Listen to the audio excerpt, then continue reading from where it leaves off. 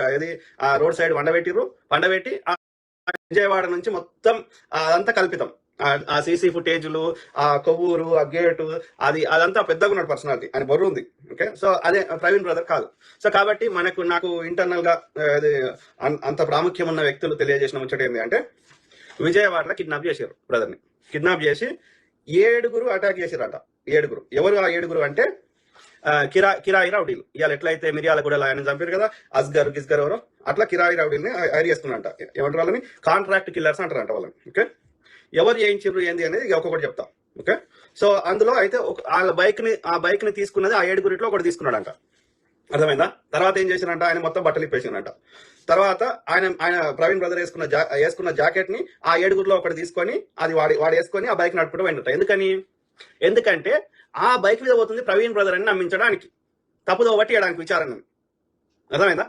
కెమెరాలలో అన్నిట్లలో వీళ్ళు చంపలేదు, అది న్యాచురల్ గా డెత్ అయిందని, యాక్సిడెంట్ అయిందని చూపెట్టడానికి ఆయన బైక్ తీసుకొని ఆయన జాకెట్ వేసుకొని ఆ 7 కూడా పోయిందంట. ఓకే, తర్వాత ఏంది, ఆ ప్రవీణ్ బ్రదర్ కి ఆ కిడ్నాప్ చేసి విజయవాడ లెక్కను, సో ఆయనకి విషం ఇచ్చారంట. పాయిజన్ అంటే విషం. పాయిజనస్ ఇంజెక్షన్ ఇచ్చారు, విషం ఇచ్చారు. ఓకే, తర్వాత అక్కడనే ఆయనకి ముఖం మీద అంతటా మొత్తం కొట్టాల్సిన దగ్గర అంతా కొట్టేసారు. ఓకే, అర్థమైందా? ఆ 7 వెళ్తురున్న ప్రాంతంలో కొట్టారు. ఎందుకంటే చీకట్లో కొడితే ఏడవాడితే ఆడ దెబ్బలు తగులుతాయి. ఇప్పుడు ఎక్కడైతే యాక్సిడెంట్ అయిన దగ్గర, ఒకవేళ యాక్సిడెంట్ అయినా డిఫరెంట్ ఉంటుంది, నిజంగా అక్కడ దాడి చేసిన చీకట్లో దాడి చేస్తే ఏడబడి తడగాయాలు ఉంటాయి, డ్రెస్ అంతా చినిగిపోయి ఉంటుంది, శరీరం అంతా రక్తం అడుగులో ఉంటుంది. కానీ ఆ కొట్టిన దగ్గర ఆ శరీరం దొరికిన దగ్గర రక్తం లేదు, ఆ శరీరం మీద ఎలాంటి గాయాలు లేవు.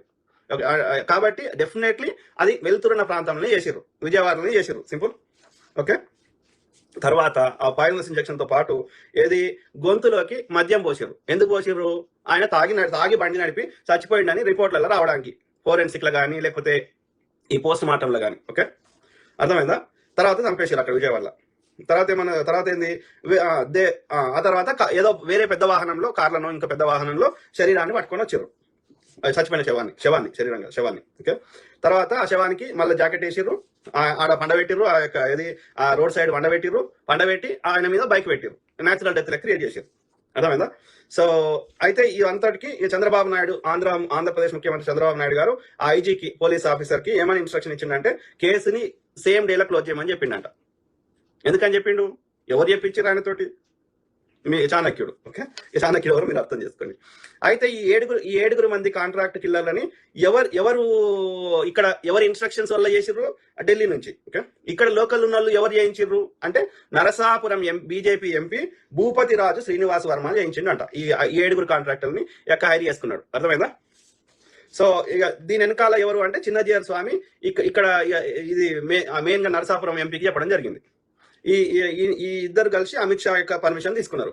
అంటే ఇక్కడ వీళ్ళు ఏం చెప్తున్నారంటే, A1 చిన్నజీఆర్ స్వామిని చేర్చాలి ఫస్ట్, అంటే చిన్నజీఆర్ స్వామి ఇది చేయాలని చెప్పి స్టార్ట్ అయింది, ఆయన మెదడులో స్టార్ట్ అయిందని అర్థం.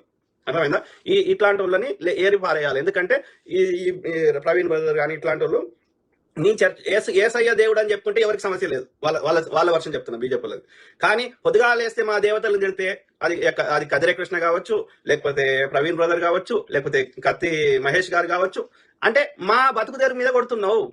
మేము హిందువులని ఎడినాకొడుకులను చేసి, హిందుత్వం పేరు మీద మేము ఆర్య బ్రాహ్మణులను ఎడినాకొడుకులను చేసి మేము దేశ సంపదని దోసుకుంటుంటే, సద్గురులము లేకపోతే పీఠాధిపతులము మఠాధిపతులము చిన్నజీయర్లము, నేను మొత్తం ఏమంటారు, ఒక సర్వసంగ పరిత్యాగిని అని చెప్పి ఒక్కొక్క దగ్గర 1000 కోట్లు ఎందుకుంటాయి? వీళ్ళు చేస్తున్నది దోపిడీ. వీళ్ళు చేస్తుంది రాజకీయ నాయకుల, ధనవంతుల యొక్క నల్లధనాన్ని తెల్లధనం చేస్తున్నారు ఈ యొక్క మఠాధిపతులు, పీఠాధిపతులు. ఎందుకంటే ఇట్స్ ఎన్జిఓ అంటారు. ఎన్జిఓ అంటే నాన్ ప్రాఫిట్ ఆర్గనైజేషన్ కింద ఎవడైనా డొనేషన్ ఇస్తే సోర్స్ అడగరు.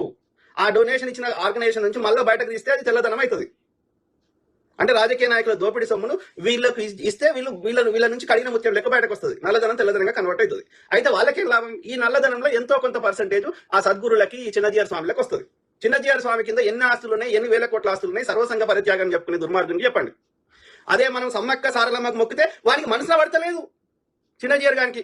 ఎందుకంటే పైసలు బ్రాహ్మణ్ దగ్గర ఉండాలి, ఇలా కోయ జాతుల దగ్గర ఉండదు కదా, బీసీ ఎస్సీ ఎస్టీల దగ్గర ఉండదు కదా, శూద్రుల దగ్గర ఉండదు కదా. నేను ముట్టుకోనని ఇప్పటికి మీదికి వెళ్ళేస్తాడు వాడు. వీళ్ళంతవరు గోదావరి జిల్లాలకు చెందిన బాపన్న కొడుకులు. ఇలా తిరుపతిలో మొత్తం అన్ని పూజాల్లో గోదావరి జిల్లాలకు చెందిన బ్రాహ్మణ ముండా కొడుకులు. వీళ్ళకి ఉత్తర భారతదేశపు ఆ బ్రాహ్మణ ముండా కొడుకులు, విదేశీ ఆర్య బ్రాహ్మణ ముండా కొడుకులు, పాండేలు, ఇంకోడోడు, శర్మలు, దొంగనా కొడుకులు, వాళ్ళకి మీది తనాలే మాది తనాలే అన్నట్టుంది. ఇది నడుస్తున్నది. గోదావరి జిల్లాలకు చెందిన బ్రాహ్మణ ముండా కొడుకులు మన దక్షిణ భారతదేశంలో చెడగొట్టిండ్రు.